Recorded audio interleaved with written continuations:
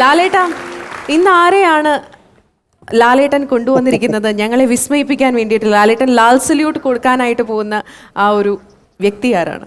നമുക്കൊരു ഒരു ഒരു കോമഡി ഉണ്ട്. ഈ ഫോറസ്റ്റ് മുഴുവൻ കാടാണല്ലോ, അങ്ങനെയൊക്കെ പറഞ്ഞപ്പോൾ ഭയങ്കരമായിട്ട് ചിരിച്ചിട്ടുള്ള ആൾക്കാരാണ് നമ്മൾ. കാര്യം ഫോറസ്റ്റിലൊക്കെ ഞാൻ ഷൂട്ട് ചെയ്തിട്ടുണ്ട്. വനം എന്ന് പറയുന്നത് ഭൂമിയുടെ എന്താ പറയുന്നത് ലങ്ങാണ്, ശ്വാസകോശമാണ്. അതിനെ പ്രൊട്ടക്റ്റ് ചെയ്യേണ്ടത് നമ്മുടെ ഏറ്റവും വലിയ ധർമ്മമാണ് എന്ന് വിശ്വസിക്കുന്ന ഒരാളാണ് ഇന്ന് വരുന്നത്.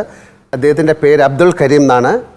കാസർഗോഡ് പരപ്പ എന്ന് പറയുന്ന സ്ഥലത്ത് പാറക്കെട്ടുകളൊക്കെ നിറഞ്ഞ ഒരു 5 ഏക്കർ ഭൂമിയെ അദ്ദേഹം പലതരത്തിലുള്ള വൃക്ഷങ്ങൾ വെച്ച് പിടിപ്പിച്ച് ഇപ്പോൾ ഏതാണ്ട് 28 ഏക്കറുള്ള ഒരു മനോഹരമായ കാടാക്കി മാറ്റി. ആ പ്രകൃതി സ്നേഹിയെ നമുക്ക് ഇന്ന് ഈ സ്റ്റേജിലേക്ക് ക്ഷണിക്കാം. മിസ്റ്റർ അബ്ദുൽ കരീം.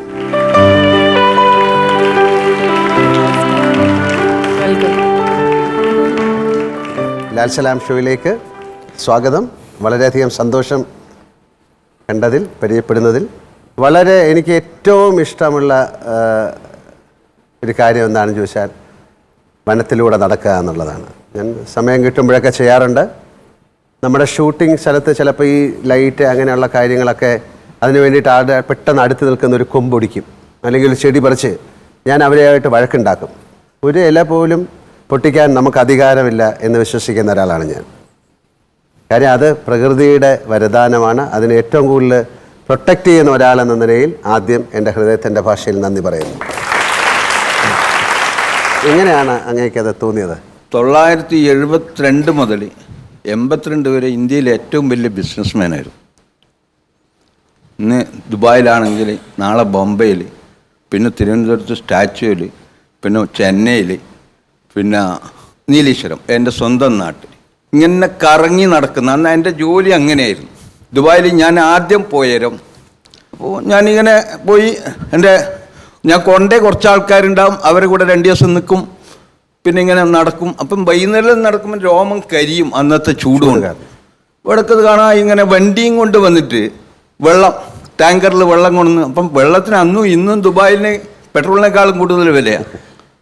അപ്പം ഞാൻ ചോദിച്ചു, ഇതാര് എന്തെന്ന് സംഭവം? ഈ മരുഭൂമിയിൽ പുച്ചടിയാക്കും, പിന്നെ പുൽത്തകിടി നടും.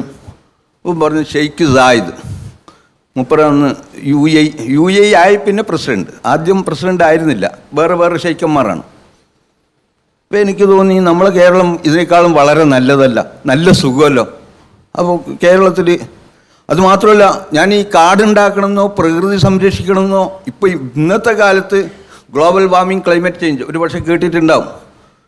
ഭൂമിയിൽ താമസിക്കുന്ന ഓരോ ജീവിക്കും മനുഷ്യനും നമ്മളുടെ ഭൂമിയെ സംരക്ഷിക്കേണ്ട ഉത്തരവാദിത്വം ഉണ്ട് എന്ന് ആദ്യം മനസ്സിലാക്കിയിട്ടില്ലെങ്കിലും ഒരു 10 കൊല്ലത്തിന് ശേഷം ഞാൻ മനസ്സിലാക്കി. അങ്ങേക്ക് എത്ര ഏക്കറാണ് ആ കാട്? 28 ഏക്കറുണ്ട്. അതിൽ മുഴുവൻ ഇല്ല, നിങ്ങൾക്ക് ഇപ്പോഴല്ല അല്ലേ, അത് മുഴുവൻ പ്രത്യേക മരങ്ങൾ. കാവിനേക്കാളും നല്ല കാട്. പ്രകൃതി സംരക്ഷിക്കാനല്ല, എൻ്റെ റിലാക്സിന് വേണ്ടി ഞാൻ തുടങ്ങി. ഇന്ന് നോക്കുമ്പോൾ ഒരു ചെറിയ കാവ് പോലെ ആക്കി ഒരു വീടാക്കി താമസിക്കണം എന്ന് പറഞ്ഞിട്ട് ഇന്ന് 30 ഏക്കറിൽ ഏകദേശം 30 ഏക്കറുണ്ട്. അതിൽ താമസിച്ച് എൻ്റെ കുടുംബവും ഞാനും താമസിക്കുന്ന 30 കൊല്ലമായി അതിനകത്ത്. മനുഷ്യരെയും പൂക്കളെയും പൂവിനെയും ചിത്രശലഭത്തിനെയും മയിലിനെയും അതുപോലെ എല്ലാ മൃഗങ്ങളെയും ഉറുമ്പിനെയും സ്നേഹിക്കുന്ന അത്ഭുതകരമായ ഒരു ജീവിതം നയിക്കുന്ന സാറിന്